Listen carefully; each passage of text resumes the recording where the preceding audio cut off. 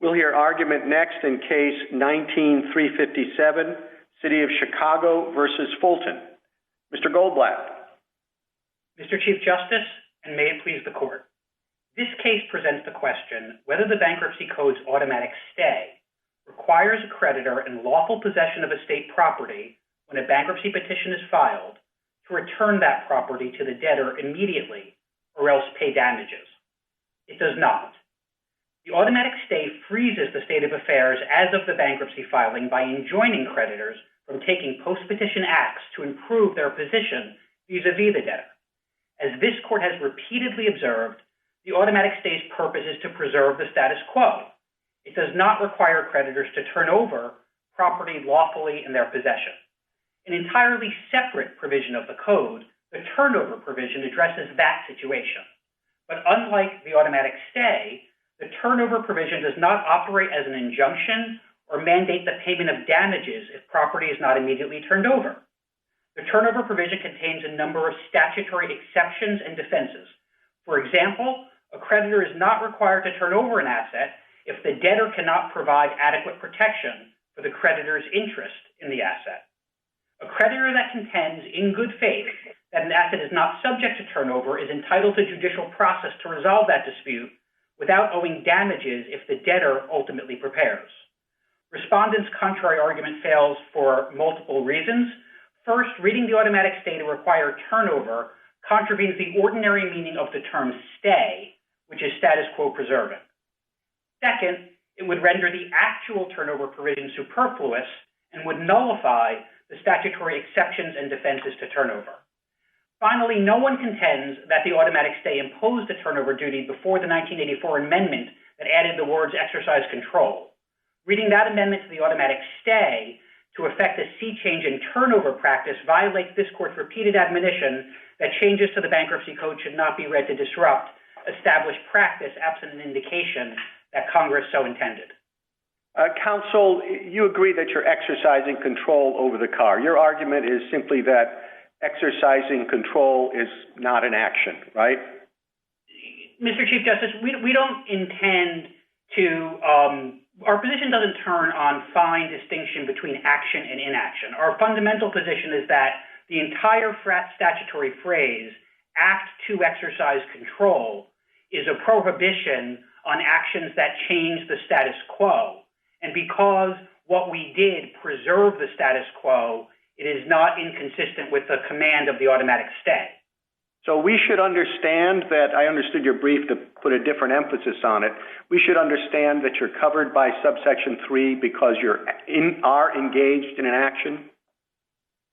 Your Honor, we think that the question here about whether or not this is or isn't an act recalls the discussion in Your Honor's opinion in NFIB, in which you correctly observe that drawing the distinction between action and inaction at the extremes devolves into the work of metaphysical philosophy. And just like you observe the Commerce Clause does not require a court to engage in such an analysis, we think the same is true of the Bankruptcy Code. We think that as long as nothing is happening... Well, just if I could just interrupt. Once the debtor asks you to give back the car, that resolves this metaphysical debate, right? You make the action at that point to decide either to return it or not, correct? Your Honor, our fundamental position is that the work of the automatic stay, as long as we're preserving the status quo, is not violated. Now, it is true that there is a mechanism in the Bankruptcy Code by which the debtor can get back the car. That's the turnover provision, and the debtor can initiate a proceeding. Justice Thomas? You do agree, though, counsel, that the code would prevent you from, even though you do have control, it would prevent you from, for example, disposing of the cars. That's correct, Justice Thomas. Our disposal of the cars, our sale of the cars, anything that would alter the status quo as between the debtor and creditor would violate the automatic stay. That's the construction of the automatic stay that this court has given in cases going back to Continental Illinois in 1935 and running through Ritson and Taggart in the last few terms. So that's entirely correct, and that is the work of the automatic stay in bankruptcy. So in his opinion, in Whiting Pools, Justice Blackmun makes a distinction between the possessory interest and other interests in the property. Do you think that Whiting Pool has an effect on this case, on your case? Justice Thomas, yes. Whiting Pools is entirely correct and consistent with our view. What Justice Blackmun said for this court, what Judge Friendly said for the Second Circuit in the case that this court affirmed, said that the entire asset becomes property of the estate. So it rejected the government's argument there that the possessory interest stayed out of the estate and was not subject to turnover, but B, turnover could proceed subject to the creditor's ability to seek adequate protection. In that regard, Whiting Pools simply set out what was the understanding of how turnover worked prior to the 1984 amendment to the automatic stay, and nothing in the amendment to the automatic stay changes the operation of turnover in that regard. Thank you. Justice Breyer? I just am having a hard time understanding the following. If I look at 542,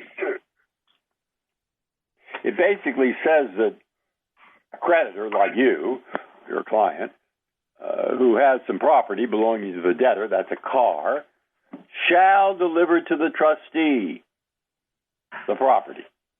They're supposed to deliver it to the trustee, unless it falls within the exceptions. I don't think you're a life insurance company. I don't know what the exception would be. And now you said, oh, well, that's right.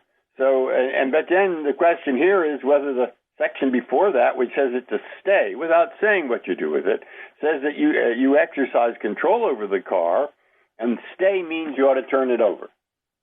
What difference does it make? You know, in the case, you have to turn it over. Justice Breyer, if I may, two responses, if I may. First, on the question, what is the defense? Section 542 says expressly that the turnover obligation applies to property that is, it says it is subject to Section 363E, subject to 363, and Section 363E provides that the property is not subject to the trustee's use if the debtor cannot provide adequate protection to the creditor. So here there was a good faith dispute about whether this was subject to turnover.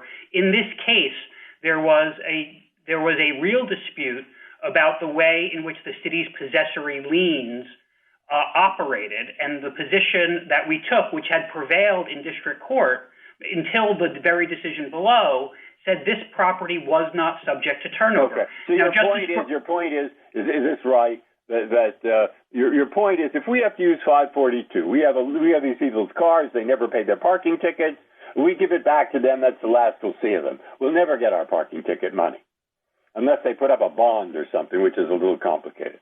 So, Justice Breyer, if 362 applies, hey, we just have to give them back the car, and that's the last we'll ever see of them. So, Justice Breyer, this is the question of turnover is the sub. I think the answer to your question, Justice Breyer, with respect, is that the question of turnover is the subject of Section 542, and while that is a shall command, that provision doesn't contain injunctive language. And Justice Breyer, as you wrote for a unanimous court just 16 months ago in the Taggart case, where there is even in the discharge injunction context, where the statute does use injunctive language, where there is fair ground of doubt, a court will not resort to contempt to punish a party that exercises its rights in a position where it's taking positions in good faith.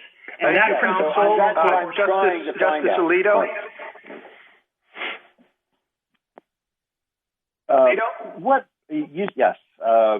You say that the key is whether the status quo is being preserved or altered. So suppose that a city's general practice is to keep cars like the cars at issue here in an basically unguarded lot in a remote location, so that there isn't very much preventing somebody whose car is there from entering and driving off with it. But when the city hears about a particular case and thinks that let's say it's a particularly valuable car and thinks that there's a real danger that the owner is going to do just that, go there and drive off with the car, the city relocates that car to a different location where it's subject to 24-hour guard. Would that be an alteration of the status quo? Not the relevant status quo, Justice Alito. In the bankruptcy context, the automatic stay does a particular thing. It freezes the relationship between the debtor and its creditors as of the moment the petition was filed. At the moment the petition was filed, there are a set of assets and liabilities, a balance sheet, so to speak.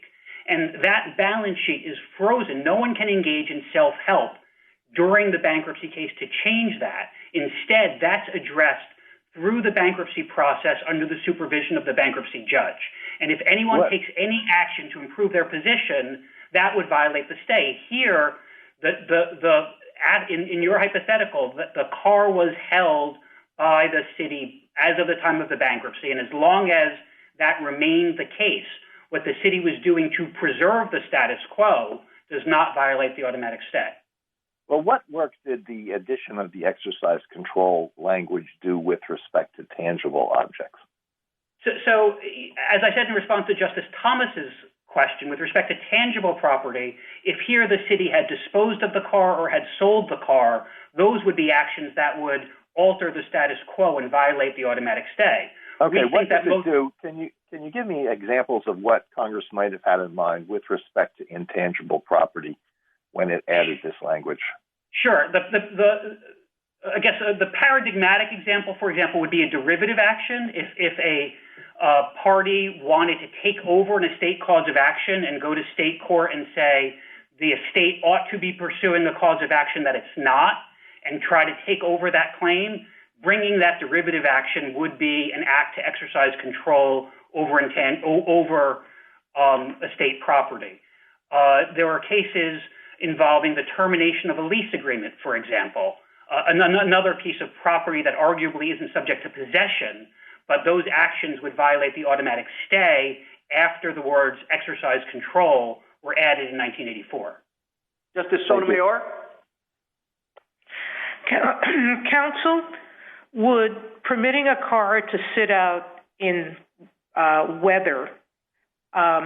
weather, or to be broken into or bumped into while in the city's possession, does that change the status quo? So, Justice Sotomayor, I don't believe those actions or violations of duties or what have you violate the automatic stay. I do believe that non-bankruptcy law, and in this context the U.C.C., imposes duties on secured creditors to exercise appropriate care over property that they have repossessed.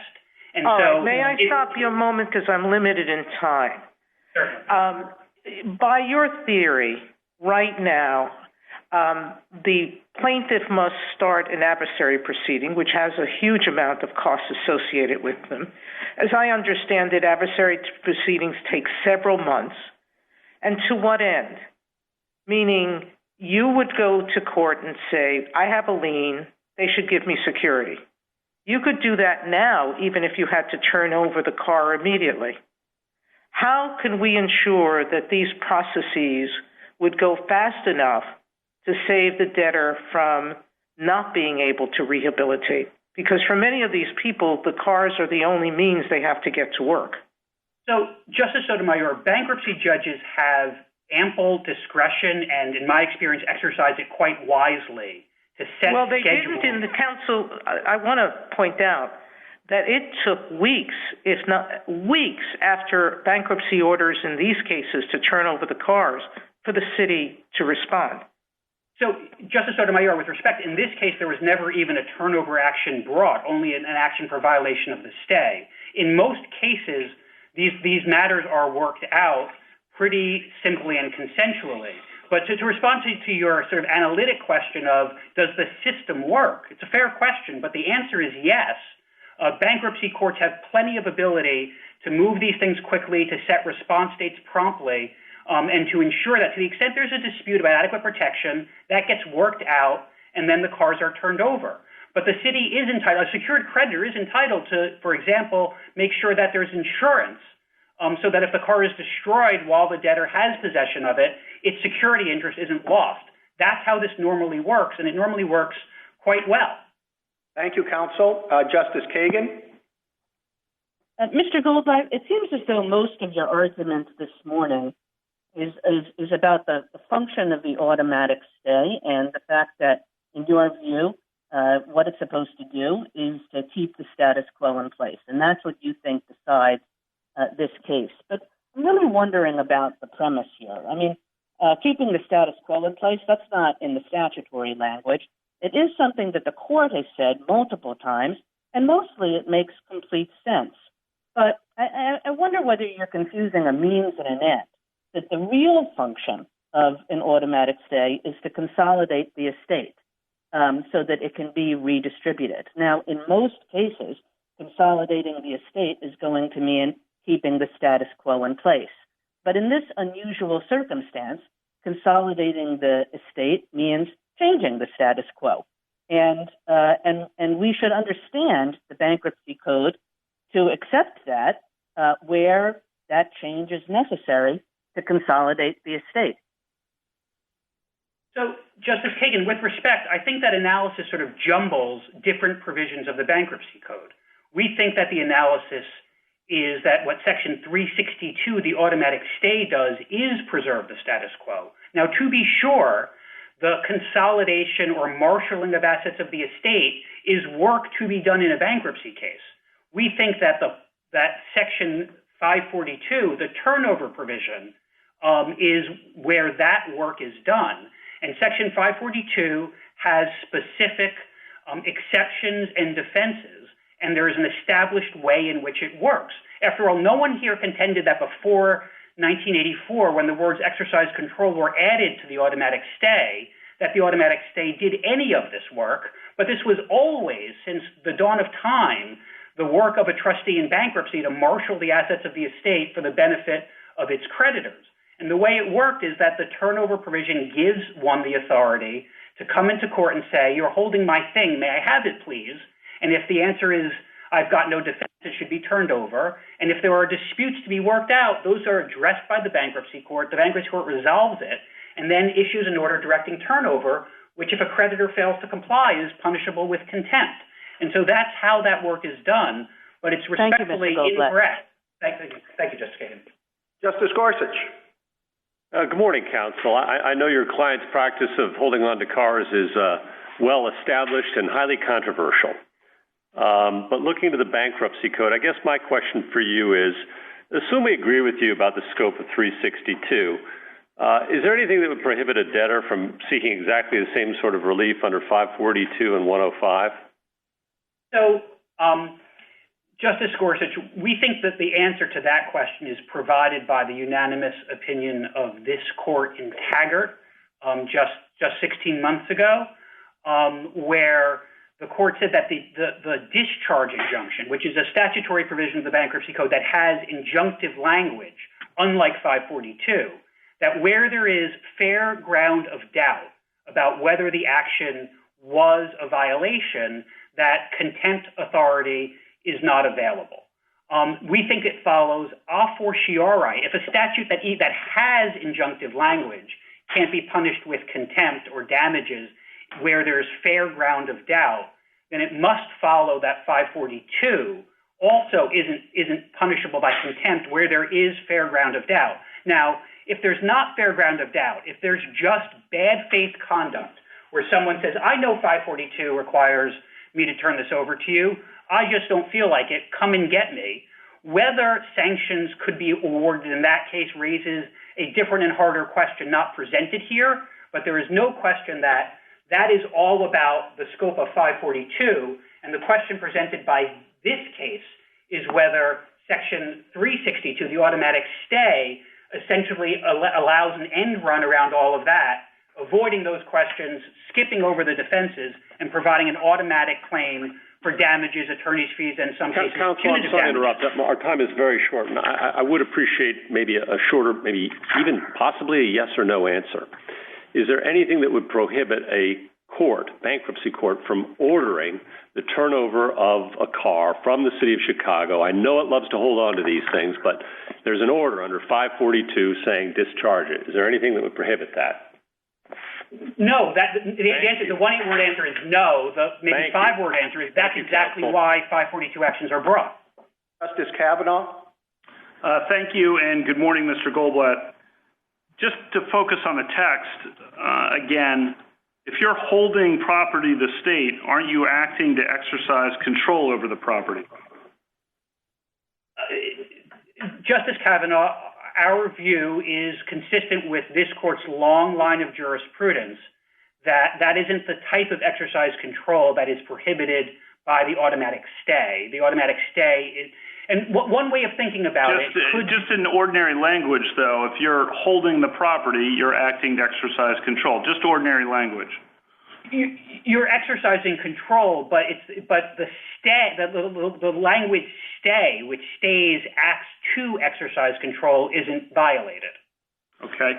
Second, you said, I think, that the system is working well here, the way under your interpretation, but the ACLU brief and amicus brief and others suggest that at least what Chicago is doing is seizing cars.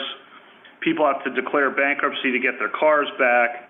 They can't get their cars back to get on their feet to get to work, which they need to work to enable their debt repayment. If the goal of bankruptcy is fresh start, according to this brief, Chicago's system is thwarting that, making the Northern District of Illinois a leader in the country in non-business Chapter 13 bankruptcy filings because of what Chicago is doing. Just want to give you a chance to respond to that. Sure. So 2 points, if I may, Justice Kavanaugh. We understand that the ACLU disagrees with the city's policy judgments regarding how to enforce its parking laws. For what it's worth, since the time of the events at issue, there have been some changes to those policies made by the city council, which we respect as the proper body to make policy with respect to parking enforcement. With respect and traffic enforcement. With respect to the way Chapter 13 works, what actually happens in many of these cases, Chapter 13 is designed to permit a debtor to maintain their property while coming up with a plan to repay their creditors.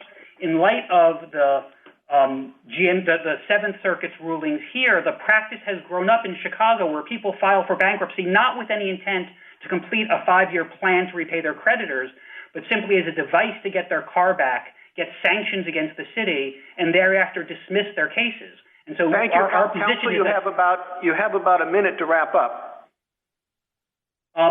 Thank you, Mr. Chief Justice. We think the clearest answer to the questions this court has raised are likely set out in the D.C. Circuit's decision in Inslaw.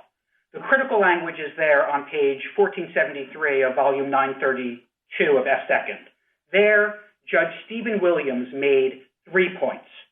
First, the automatic stay operates to preserve the status quo, quote, to make sure that creditors do not destroy the bankruptcy estate in their scramble for relief. Second, because willful violations of the stay subject creditors to compensatory damages, costs, and attorney's fees, it is, quote, difficult to believe that Congress intended a violation whenever someone already in possession of property mistakenly refuses to capitulate to a debtor's contention that the property is subject to turnover.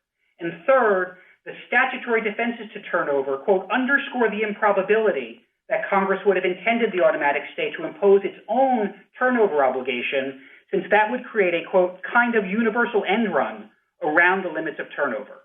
He had that exactly right, and for those reasons, the judgment below should be reversed. Thank you, counsel. Ms. Sinsdak?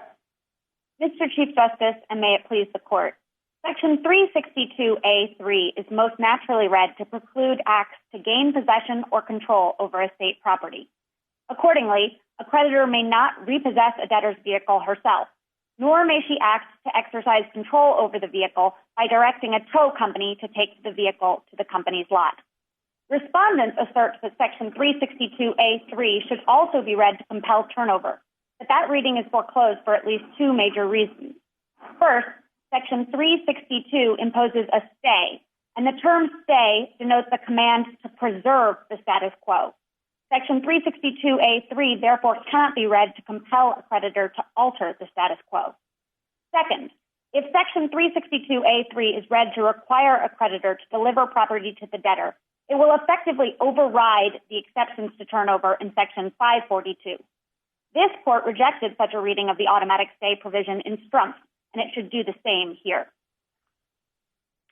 Counsel, I want to try to get a better handle, at least for myself, on what's at stake here. The creditor is not going to be liable for any sanctions if he doesn't know about the bankruptcy. And if he does, at that point, he's under obligations to turn over the property.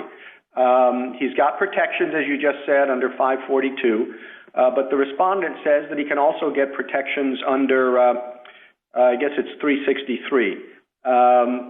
So what difference does it make as a practical matter whether you proceed under the stay provision or under 542? One difference is that Section 542 has exceptions to turnover. For example, a creditor does not have to turn over property that is of inconsequential value or benefit to the estate. So if, for example, the IRS has repossessed property and its tax lien on the property greatly exceeds the value of the property itself, it may be permitted to keep that. But under Section 362A3, it refers only to property of the estate. So the IRS would be required to relinquish possession of that property. But and I'd note. Go ahead. I would note that the respondents say you can use the specific trumps the general canon to sort of import the exceptions from 542 into 362. But that's not the way the canon works. In Radlax, Justice Scalia explained that where you have a specific provision in a statutory scheme that governs a particular matter, the court will not read another more general provision that could be read to cover something to cover the matter that is specifically controlled by the other provisions. So Section 542 covers turnover, and therefore Section 362 does not. Thank you, counsel. Justice Thomas? Yes, thank you, Chief Justice. Counsel, I know others have sort of dismissed this as somewhat metaphysical, but I'm not so sure that's right. Having control of something or having possession of the car sitting on a lot, how is that exercising control as opposed to, I see if you disposed of it or you sold it, you auctioned it, that would be exercising control over it. But just having it sitting on your lot, how is that exercising control? I think that's exactly right, Justice Thomas. I think that when Congress used the phrase an act to exercise control, it was contemplating some affirmative act. I think most naturally an act to seize control of something, but it could also be an act such as selling the property or reallocating the property. But I do think that merely passively retaining property doesn't quite fit as an act to exercise control.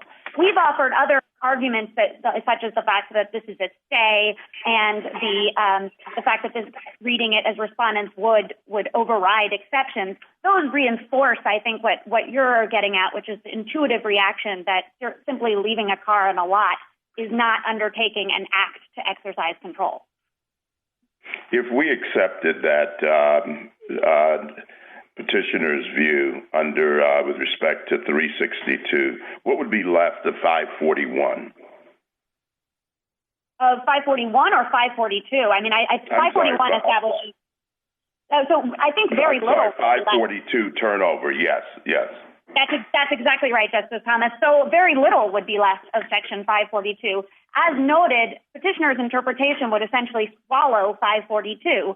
And that simply isn't permitted. Again, the canon of specific trumps the general, which respondents themselves try to cite, dictates that you should interpret Section 542 as more specific provision to govern turnover.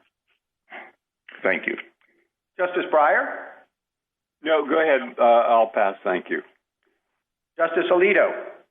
A big part of your argument and petitioner's argument is based on 542. Can we decide this case without saying anything about how 542 works? Would the decision amount to anything if we did that? Yes, because it would establish that Section 362A3 cannot be read to broadly compel turnover of all property of the estate at the moment the bankruptcy petition is filed. And I think that the court could reach that conclusion based on the text of Section 362A3 alone by pointing to the fact that it imposes a stay which commands the preservation of the status quo, by pointing to the fact that it uses the term an act to exercise control, which suggests an affirmative act, and frankly by pointing to the fact that every other provision in Section 362A3 is described as some act that if the creditor took it, it would alter the status quo with respect to the debtor-creditor relationship. Well, a potential difference that might matter between the two provisions is that 362 is automatic, and it's disputed whether 542 is automatic. Is that an issue we can avoid discussing? I think so, insofar as you can say that the automatic sanctions provision of 362 does not attach to 542. I think respondents seem to believe that 362 is the only way to get automatic sanctions, and that presumably is why they're advancing this case. But that's not a reason to sort of start distorting Section 362 to read it in different ways, and I think you can just say that. Respondents' belief that Section 362 is necessary to obtain sanctions is not an appropriate basis to distort the plain meaning of 362. Thank you. Justice Sotomayor? Counsel, there are some courts that require automatic turnover of a student's transcript if a bankruptcy is filed by the student and the university refuses to release the transcript upon request. Those courts come to the conclusion that the decision to retain control of the transcript and not release it when demanded is a violation of the code and of the automatic stay. It seems to me that your position would be that those cases are wrong. Am I right? No, Justice Sotomayor. There is no act that your refusal to do an act that the code requires to turn over property of the estate. Forget about the sanctions. I'm talking about just the refusal to turn over something that's requested without taking the act the code requires for you to go to the bankruptcy court and ask for security or take some other action to protect yourself. You're taking the position that that's not exercising control sufficient to violate the automatic stay. Justice Sotomayor, the transcript cases are decided under Section 362A6, not 362A3. And in the transcript cases, some courts have decided that when a university refuses to turn over the transcript, they are essentially trying to collect on a debt. And Section 362A6... Right. Counsel, I'm going to interrupt because there's one last question. You note that some turnover provisions are done by way of motion and not adversary proceedings. Are you taking a position on whether that's permissible under the Bankruptcy Code to go by motion? Adversary proceedings are dictated actually by the rules of bankruptcy, and those could obviously be changed. It's not in the code itself, so we don't think that that's required by the code itself, but it is required under Section 7001, I believe, of the bankruptcy rules. So that would have to be changed to permit a more expedited proceeding. That could be changed. I would also say that bankruptcy courts have the ability, so if they're getting somebody initiates an adversary proceeding and the creditor has only completely frivolous defenses to turnover, that adversary proceeding could be decided very, very quickly. And in fact, the creditor who has put forward frivolous defenses could be subject to sanctions, for example, fee shifting. So I think that even the existing system is sufficient to cope with the circumstances. Thank you. Justice Kagan? Mr. Listad, I'm wondering whether you would respond to a different set of intuitions about what this text means. So two of them. The first is that stay just really means stop stay your hand means stop doing something.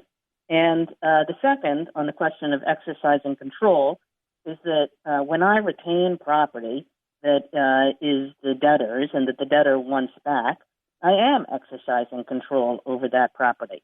So why doesn't the text, in fact, lean the other way? I think there are those two questions are actually interrelated. So the term stay is, of course, part of the operative text of 362. And I do think there's a meaningful distinction between Congress using the very specific language that filing a bankruptcy petition will operate as a stay and Congress merely barring a particular act. And I think that's significant because, as this court said in McKen, a stay is something that prevents the authority to alter the status quo. So I do think stay has to be doing some work there. As to exercise control, I think part of that answer goes back to my stay response, because I think even if you thought that exercising control might plausibly include merely passive retention, I don't think that that's consistent with the use of the word stay. I would also say that I think what respondents, I think, now are pointing to as the act is simply refusing to surrender when they make a request. I think that's what the import of footnote 3 of their brief. And I think that really doesn't seem like an act to exercise control. That seems like a refusal to undo a pre-bankruptcy act to exercise control. They want to undo the pre-bankruptcy seizure. Looking to sort of more underlying principles, why isn't holding on to a debtor's property until they pay you a debt from prior to the bankruptcy sound like just the kind of conduct that the automatic stay provision should police? I think that if you were hanging on to the property to use it as leverage to encourage debt collection, then you might be violating Section 362A6. But I don't think that the automatic stay provision is designed in any way to increase, improve the status of the debtor. It's merely designed to preserve the status quo. Now, there are other provisions that do improve the status of the debtor, like 542, like the avoidance provision. And I think in Whiting Pools, the court sort of looked at all of those grouped together as things that do give the debtor a slightly better, put the debtor in a slightly better position post-bankruptcy. But the automatic stay preserves status quo. Thank you. Justice Gorsuch. Good morning, counsel. We've discussed 542, and we've danced a little bit around 362A6. But I'd like to just, if I could get an answer to this question, I'd be grateful. Why isn't Chicago's conduct a violation of 362A6? We don't need to engage in the metaphysics of A3. The state means stop any act to collect a claim against the debtor that arose before the case, the bankruptcy case. Why isn't holding on to someone's car at least that? The Seventh Circuit held that it didn't need to reach that question. I would just, the government isn't taking a position on the specific facts, but I would note that merely retaining property is not always an act taken to collect a debt. For example, in Whiting Pools, the IRS had seized property, and they weren't trying to get the debtor to pay them back. They actually just wanted to sell the property and get whatever money they could. So I do not think that every time that a creditor retains property, they're going to necessarily be violating Section 362A6. Well, why isn't what you just described an act to collect on a debt?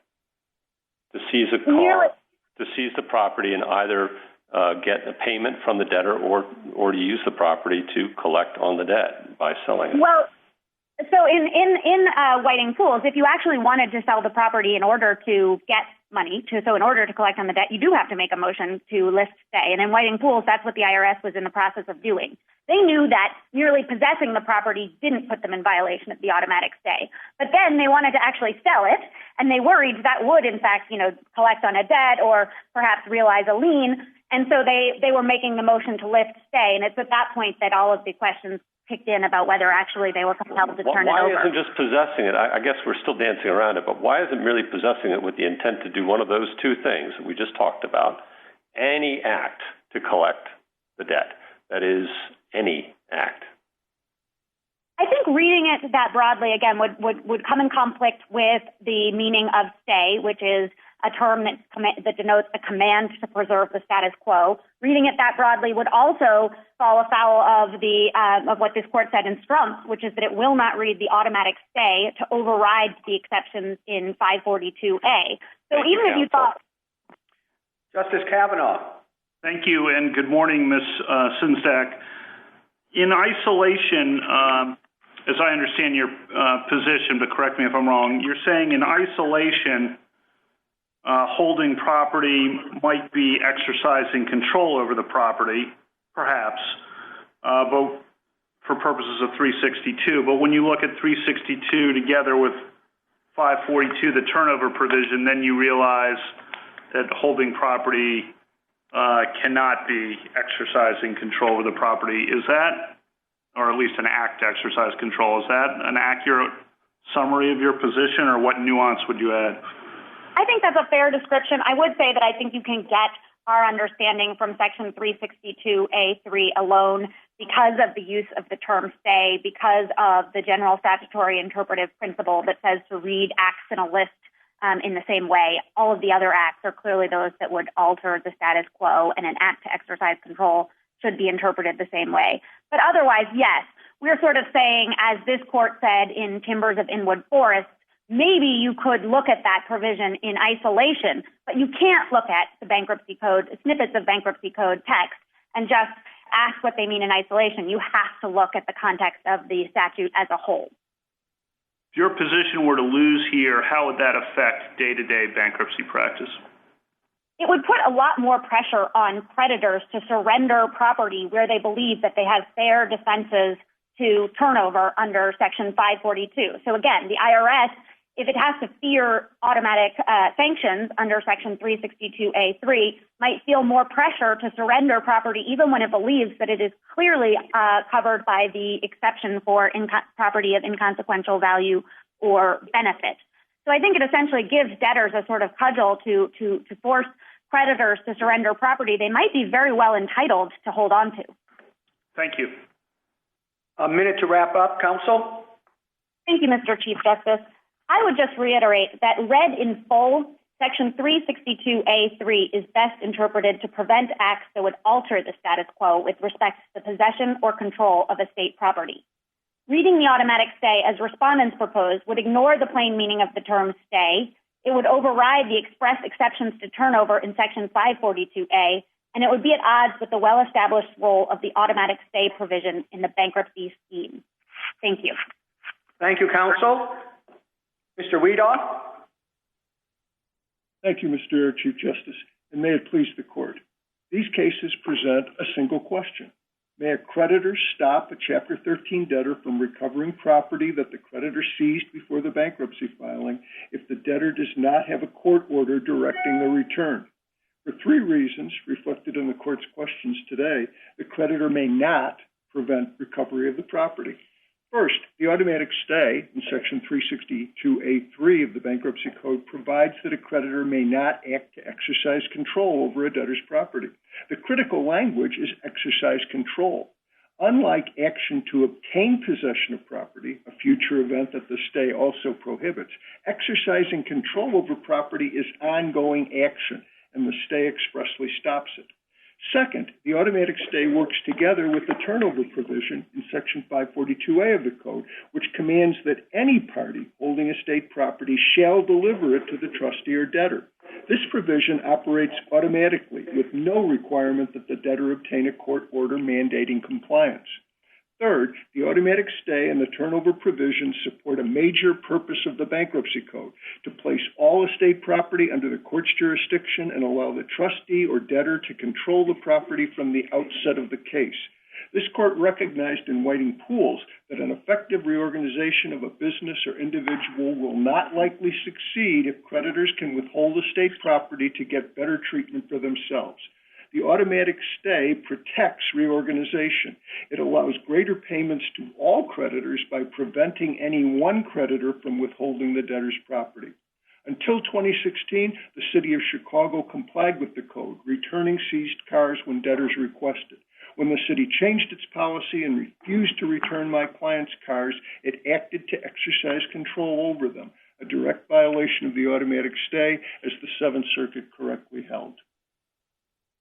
Counsel, the basic question here is when an entity exercising control over the property of a debtor has to turn over the property to the estate.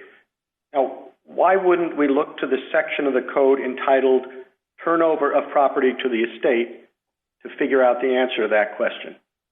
I think that that section, Section 542A, works hand in hand with the automatic stay in Section 362A3.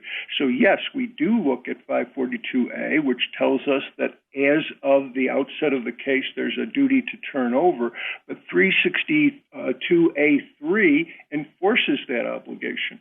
And what we have argued is that it arises when the debtor requests the return of the property.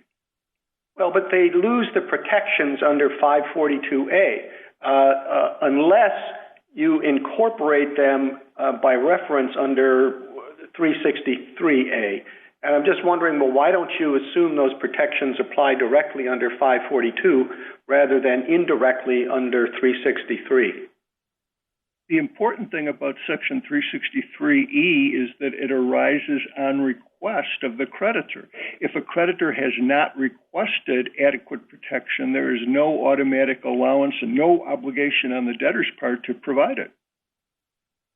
Well, what is it if you get the protections under 363A that you would get under 542, and presumably a creditor would not be subject to any kind of sanctions before it learns of the bankruptcy. What is the practical difference between the two provisions? The practical difference is one of timing, and I think that's been reflected in some of the questions that the court has asked. If the debtor has to wait for what could be several weeks before the court rules on the return of seized property, the debtor's ability to reorganize is likely to be lost. By a period of a couple of weeks? Yes, because the debtor needs the car to get to work. It needs the car to have the income to support a family. And if that is lost, the debtor is going to be unable to make the payments that would be required to keep the case going. Your a friend on the other side, Mr. Goldblatt, says on page 15 of his brief that the parties agree that long-settled bankruptcy law permitted a creditor to retain possession of repossessed or impounded property pending the outcome of a turnover proceeding. Is he right that you agree with that? No, he is not correct about that. We cited the Larimer case, a bankruptcy case from Idaho, for the proposition that Section 542A applies when the case is filed. And if there's a request to have the property turned over, 542A itself requires that that be done, without a court order. But the important thing is that when the automatic stay was amended in 1984, it provided a more effective enforcement mechanism than what existed before 1984. Thank you, Counsel. Justice Thomas? Counsel, if the two provisions work together, wouldn't you expect that there be a cross-reference? It's really not necessary, Justice Thomas, because they so clearly deal with precisely the same issue, control and possession of estate property. So they treat the same issue, and when we have two provisions of the code that treat the same issue, we read them as harmonious if that's possible, and it's certainly possible here. And on that score, it would seem to me that you would actually make 542 somewhat superfluous. No, there's an overlap, as frequently happens in the Bankruptcy Code, but 542A does considerably more than 362 does. 542A directs the party to whom property of the estate ought to be delivered, and it imposes a requirement of accounting for any loss in the value of the property. So 542A, even with the enforcement mechanism of 362, is entirely viable. So you said that, or at least that's, I think I heard that you say that there's the difference between proceeding under 542 versus 362 is a matter of a couple of weeks. It could be more than that. It could be much more than that. If the creditor said you have to demonstrate adequate protection and there was a question about whether the value of property was sufficient to provide adequate protection to a creditor, it could involve expert witnesses, discovery, and a proceeding that went on for many weeks. I'm still interested, and I know this is, as I've said before, this is deemed to be somewhat metaphysical, but I'm still having a problem seeing that merely having a car on an impoundment lot is exercising control over it. I understand if the city wanted to dispose of it, to auction it off, that would be exercising control over it, but merely passively holding it. Would you explain to me again why that is exercising control? Yes, Your Honor. The question arises when the debtor asks for return of the property. At that moment, the creditor has a choice. Either the creditor turns the property over or the creditor continues to hold that property against the ability of the debtor to obtain it. And that holding of the property against the debtor's wish to have it turned over is an exercise of control in the ordinary meaning of the words. I see that it would be exercising control if the creditor or the city actually delivered the property. But if the city passively said, look, no, we have it, we're not going to go to the effort of delivering it to you, I don't see how that is anything more than passively holding property rather than acting to exercise control. Your Honor, if you imagine the debtor with a key to the car coming to the gate of the impound lot and trying to get in so that the debtor can drive the car away, I think it would be clearer that there's plainly an act to exercise control as the debtor is prevented from gaining access. Thank you. Justice Breyer? Thank you. I'm trying, I think my questions as trying to clarify what the Chief Justice asked, where I tended to have the same questions. I'm having a hard time figuring out what the difference is between the two sections. If you're right, and a creditor has some property like a car, you say 362 says, turn it over immediately. And if you don't, you're going to be in trouble. And 542 says just the same thing. 542 says, shall turn it over. Then there's some exceptions in 542. But for the most part, you read those into 363, except I don't know what happens to life insurance. But and in both cases, I guess if you're right and the city needs protection, it can say, Judge, we're ready to give him the car, but please give us protection. And he could do that whether you're right or wrong. So I can't get the difference in my mind. Your Honor, the difference again is a question of timing. If the debtor needs to seek an order from the court to have the property turned over, there could be a very long delay between the time that the car is seized and the bankruptcy is filed and the time that the debtor ultimately gets that court order.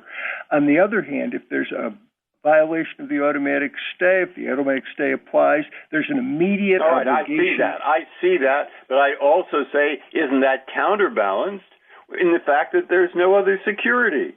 If the creditor has to turn it over immediately, he may lose the car because of time, when he shouldn't. The creditor... And so I find that a kind of balance, 6 of one, half a dozen of the other. The difference is in the speed with which the creditor can get relief from the automatic stay. Section 363E allows even ex parte relief from the automatic stay on an immediate basis. So if the creditor turned over the car and immediately sought relief from the stay, within a matter of hours, the court could order that return. Let me go even further. The automatic stay can be annulled. If but he still has to deal with 542. On your theory, he has to deal with both. That's completely true, but the point is that if there is any redundancy between the two statutes, the redundancy should be resolved, as the Busick case said, by harmonizing them. And here there's no difficulty in harmonizing. But to get back to your point, the difference in the balance of harms is extraordinary. The debtor can get relief under Section 542 only after a proceeding that could take a very long time to result in help for the debtor. The creditor, on the other hand, can get relief from the automatic stay almost immediately, and in the case of annulment, immediately. So that really looking at that just gives another reason why the congressional approach to bankruptcy put all of the property in the hands of the debtor or the trustee at the outset of the case is appropriate to enforce. Thank you. Justice Alito? Well, to follow up on Justice Breyer's question, if you are correct that 542 is self-executing, then I don't really understand your answers to his questions. Could you just take a minute to clarify that? When we say self-executing, I think there's a need to look at that a little bit more. It's certainly true, as we understand it, Section 542 requires the turnover of property to a debtor at the outset of the debtor's request for that property. But it's not self-enforcing in the sense that the debtor would not have to take action to enforce the claim if it's being violated. If the creditor does not turn over property under 542, the debtor would have to go into court with the creditor still holding the property, and the creditor would quite possibly argue there's no adequate protection for our claim, and the matter could drag on for a considerable length of time. Whereas with the automatic stay, the property must be turned over, and then the creditor seeks relief, and again, that can be done quickly. But the short answer to your question is... So the creditor seeks relief after the car is turned over. The city would have to turn over the car and then ask for adequate protection. Correct. It could not condition the turning over of the car on the provision of adequate protection. No, because that again invites long negotiation with the creditor having all of the leverage to achieve more than it would get. All right, let me ask you a different question. Before 1984, would a creditor's refusal to turn over property have violated 362A3? No. So your argument has to be that Congress made this very substantial change in the way this situation is to be treated under the Bankruptcy Act simply by adding, without any cross-reference or other clarification, the word exercise control, the phrase exercise control. It certainly made a change, but it was not a particularly significant change. 542A already required the property to be turned over. All that 362A3 added was a more efficient enforcement mechanism. Well, I thought you just told me that it makes a big difference. It makes a difference in the. Excuse me. I thought you just said it makes a big difference whether it's under 362 or 542, and then you told me, well, Congress didn't need to do more than just add the words exercise control because it was no big deal. It makes a big difference in the effectiveness of the enforcement mechanism, but it doesn't make a big difference in the substantive obligation to turn over the seized property. It makes a difference, according to your argument, it makes a difference in the relative rights of creditors and debtors. And I don't know which is better as a policy argument, but I don't see how you can have it both ways. Either it's important or it's not important. And if it's important, then you have to explain why Congress would have chosen to do it in this very oblique fashion. The difference in the enforcement mechanism is important, but the underlying substantive obligation was not changed. And the language in 362A3, as we argued from the beginning, could not be clearer. There is an obligation to cease exercising control over the estate property. And that requirement to cease exercising control necessarily means turning over the property to the party entitled to possess it. Thank you. Justice Sotomayor? Counsel, where in 362A3 do you see a requirement that the debtor has to turn it over only upon request? I thought under the terms of the automatic stay, the minute the bankruptcy code is filed, the bankruptcy proceeding is filed, the automatic stay requires immediate turnover in other situations without demand. Where do you get demand?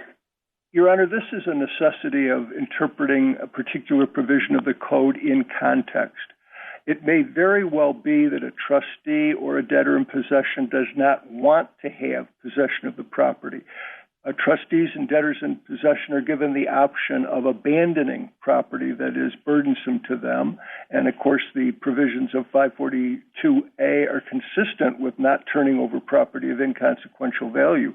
Moreover, a debtor in Chapter 13 has the ability to allow the creditor to keep the property as satisfaction of the creditor's claim under Section 1325A5. Counsel, if I might interrupt, you're reading something into the provision.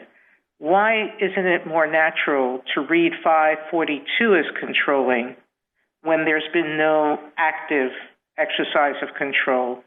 And that makes a debtor's request the acting principle. Under 542A, the trustee has to ask for the property. We don't have to make anything up. It's right there. There's nothing in Section 542A that requires any action by the debtor or trustee in order for that provision to go into effect. The question is, what is the mechanism for enforcing it? And that, of course, would require some action by the trustee or debtor.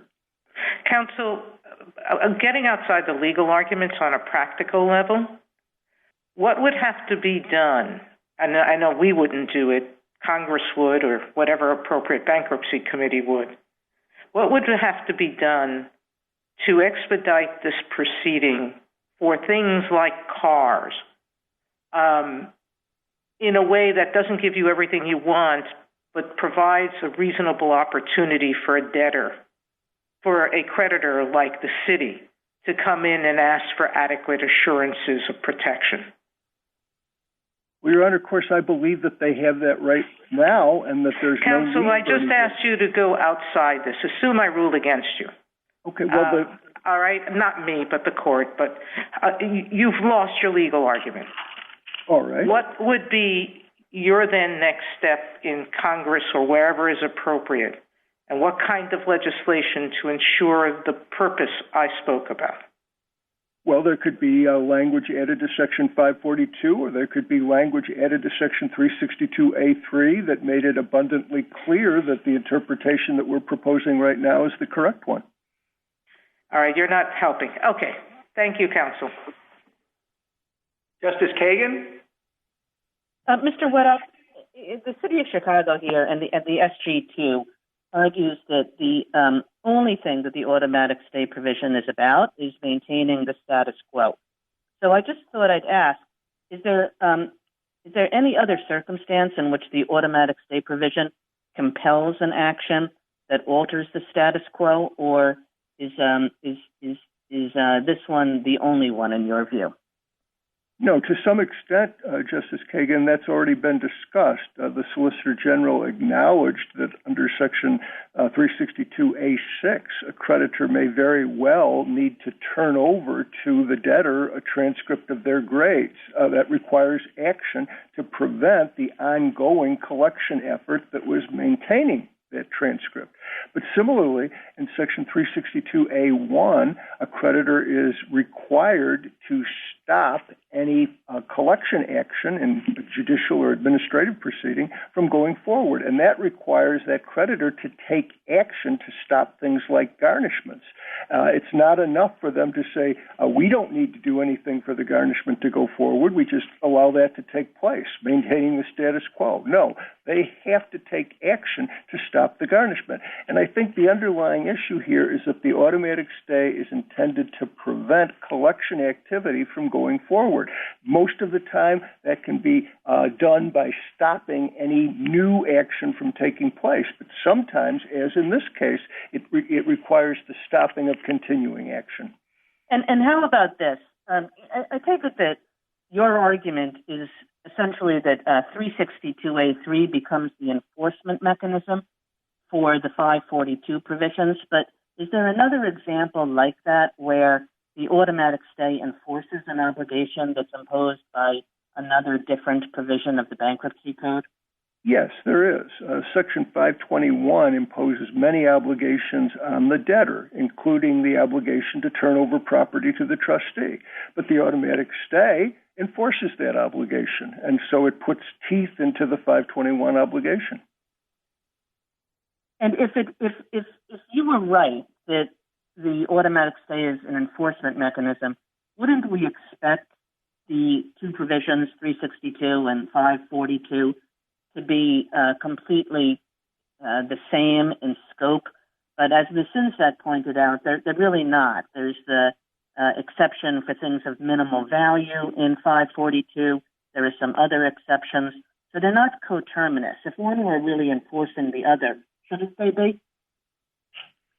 The general rule that was announced by this court in Germain is one that requires consideration of both statutes and harmonizing them to the extent possible. And here, the differences between the two are almost insignificant. A debtor is not going to be asking for the return of property of inconsequential value to the debtor.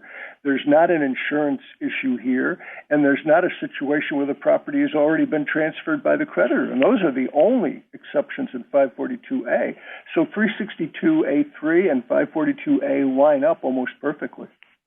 My final question is, there's a lot of difference between you and your friends on the other side about how 542 operates and what it requires.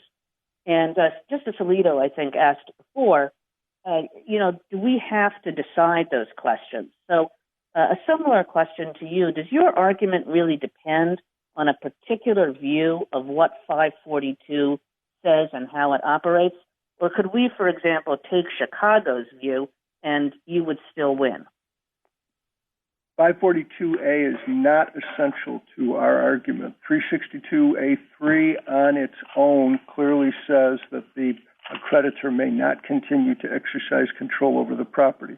542A is helpful, though, as I indicated before, in indicating who should get possession of the property and what should be done if there's a decline in the value of the property while it's being held by the creditor. Thank you, Mr. Wethoff. Gorsuch? Good morning. I'd like to start with the 1984 amendments. Before 1984, the statute prohibited obtaining possession. Yes. In 84, they added the or exercise control provision. And isn't there some linguistic gap in there, for better or worse? Congress never talked about just retaining possession. It didn't speak about keeping possession. It didn't speak about anything else about possession. It went on to add new and different language about exercising control. What do we do about that? Well, I think the best thing to do is to look at what would have happened if the interpretation proposed by the city were put into effect really. And that is, it would have used the same language that was already in Section 362A, prohibiting any action to obtain control of property of the estate. Wouldn't it have been the simplest thing in the world and the most natural, though, if Congress wanted to get at retaining possession, just to say obtain or retain possession, something like that? That certainly would have been another way to do it, but I think that exercising control is that same kind of continuous action. Okay. I'd also like you to address the point that nobody seems to think that it would be acceptable for the city to just simply abandon these cars. And that, in fact, as I understand it, your position is that on request, or at least on request, maybe automatically, the city must hand over the car to the trustee. But where do we get that in 362? Nothing speaks to handing anything over. It just is a stay, as Judge McCabe put it on the 10th Circuit. It's a stay, not a go provision. What do we do about that? Well, I'm not sure that I understand the question entirely, but certainly. Well, I think I'm sure you do, friend. The point is, you want to use this as a self-executing requirement to hand things over, not merely abandon the property. And there's nothing in this provision, unlike 542, that speaks to that. That's correct. And so it would not be a violation of the automatic stay if the city were to leave the car unlocked in front of its impound lot and invite the debtor or anyone else who had a key to drive it away. That would not be a violation of Section 362A3. However, it would subject the creditor to violation of 541, or at least an obligation to have to account for any loss of value. So they really do work together. What do we do about the fact that A6 seems to be the much more natural provision for your argument than A3? That's to reflect the reality of the automatic stay, which it has any number of overlapping provisions.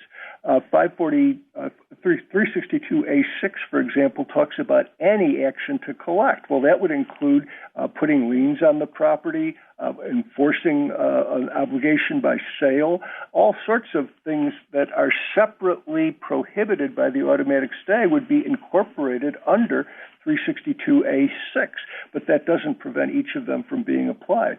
Let's say that we thought your argument under A3 was unsuccessful. Have you preserved an A6 argument? Is it something that could be remanded for consideration? Absolutely. In fact, one of the cases that was decided, the Shannon decision, has expressed findings by the Bankruptcy Court that A6 was violated by the city. So in the event that the A3 ground of violation of the stay were not accepted by the court, A6 would certainly have to be something considered. Thank you. Justice Kavanaugh? Thank you, Chief Justice, and good afternoon, Mr. Wedoff.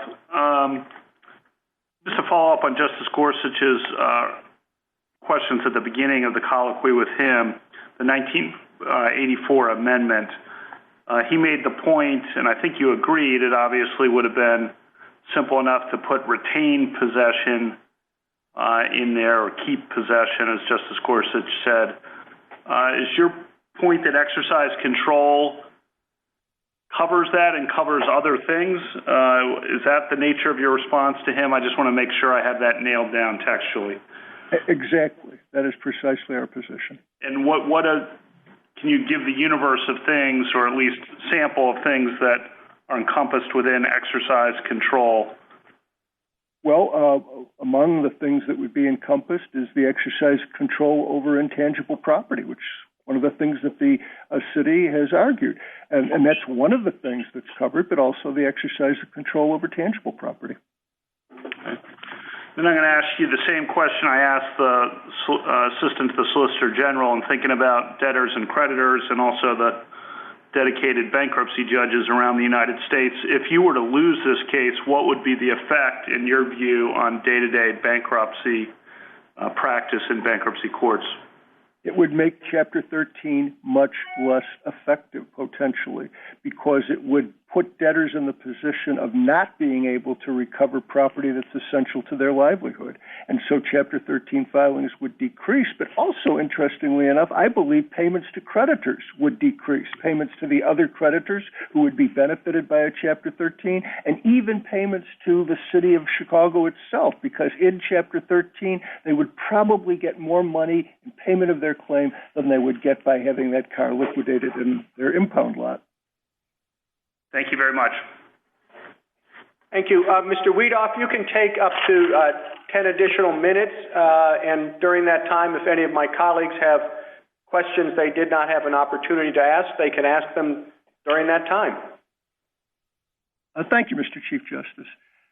I believe that the questions from the court today have spotlighted the underlying basic bankruptcy policy, which is that bankruptcy trustees and debtors in possession must be given prompt access to estate property.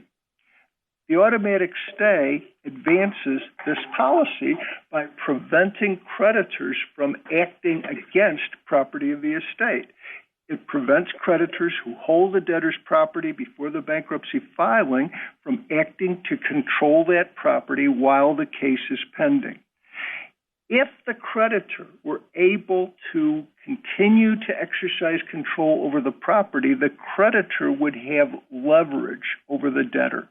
The debtor who needs the seized property would be willing to give the creditor better treatment in a Chapter 13 plan or make additional payments at the outset to avoid the delay that otherwise would occur. That kind of leverage in support of one creditor over the body of creditors as a whole is something that the automatic stay is directed to preventing. Counsel, I'm sorry. This is Justice Sotomayor. I don't understand that last point.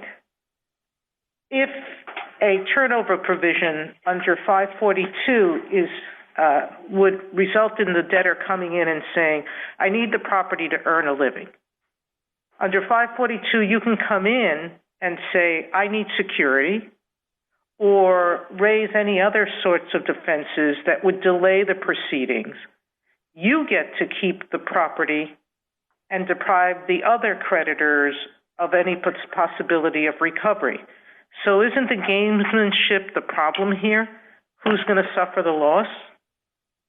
To some extent, but I think the statute... But it's always the estate who suffers the loss under your theory, because the estate is not getting back an instrument for the livelihood of the debtor. Well, the estate is getting that back under the interpretation we've given. But again, the question really is, what does the statute say? And I want to raise the approach that was taken by Whiting Pools again. And Whiting Pools said, and I'm quoting now, Section 542A simply requires the creditor to seek protection of its interests according to the congressionally established bankruptcy procedures rather than by withholding seized property from the debtor's efforts to reorganize. So Whiting Pools itself recognizes that this balance between the debtor's need to reorganize and the creditor's need to have the property is balanced in favor of the debtor while the matter is being resolved by the bankruptcy court. And again, the creditor can get very prompt relief from the bankruptcy court upon an appropriate. Then you believe a motion for the a motion instead of an adversarial proceeding would be adequate to get the property back by the debtor? Well, yes, because the motion can be brought to enforce the automatic stay. So absolutely. No, I'm not talking about the automatic stay. I'm talking about under 542. Could a debtor make a motion? The debtor could make a motion under 105A to enforce Section 362A3 and Section 542A, yes. And 542A. Okay, thank you, Counsel. But what I wanted to conclude then is by saying that the rights of the creditor holding the property are protected by the automatic stay, but the creditor has to take the action to enforce those rights, and it can do it very quickly. The delay that the city would impose on the debtors and trustees would be fatal to accomplish the reorganizational purposes of the Bankruptcy Code. The Seventh Circuit's interpretation of the statutory language is not only correct according to its plain meaning, but correct according to that underlying Bankruptcy Code policy of encouraging reorganization. And so for all of those reasons, we believe the Seventh Circuit's interpretation is correct and its judgment ought to be affirmed. Thank you. Mr. Goldblatt, 3 minutes for rebuttal. Thank you, Mr. Chief Justice.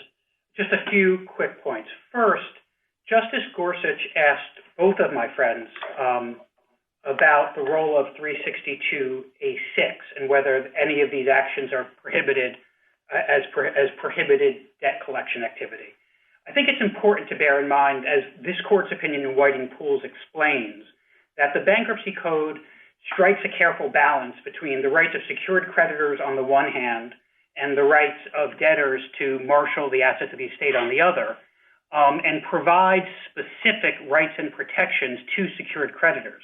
And where a secured creditor is seeking to vindicate those rights by holding the property in order to maximize its recovery as a secured creditor, whether that's through adequate protection or the treatment of its claim under a plan, while in ordinary English one might call that debt collection activity, that isn't prohibited by A6. That's simply acting to vindicate the rights that the code provides. The Chief Justice asked my friend about whether we agreed about the pre-1984 conduct. I'd refer there to my friend's 2018 article in which he says that before the 1984 expansion of Section 362A3, if a creditor was unwilling to return collateral, the debtor would have to seek an order for turnover under Section 542. I'd also like to address the various textual indications that the other side's reading of this statute can't be correct. It requires a host of sort of atextual workarounds.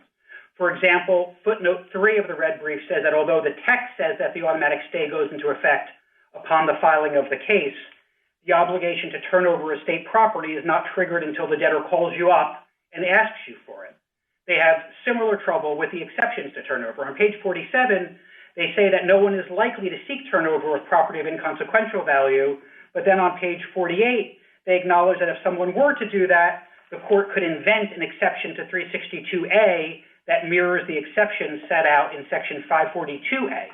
None of that has any home in the actual text of the statute and makes clear that their reading of Section 362 can't be correct. Finally, in response to Justice Sotomayor's question about the requirement of an adversary proceeding as opposed to a motion, the principal difference is that an adversary proceeding provides more elaborate notice. And this is just a practical point about what bankruptcy judges do in actual bankruptcy courts. In most bankruptcy courts, if a creditor responds to a motion by saying, I should have gotten an adversary, a bankruptcy judge will say, did you get actual notice? And if you did, why do you care that much about the caption on the paper? So while it is true that Rule 7001 says what it does, and that the Rules Committee could address that if it thinks appropriate, in the real world, this isn't a problem that is plaguing bankruptcy courts in actual practice. Thank you, counsel. The case is submitted.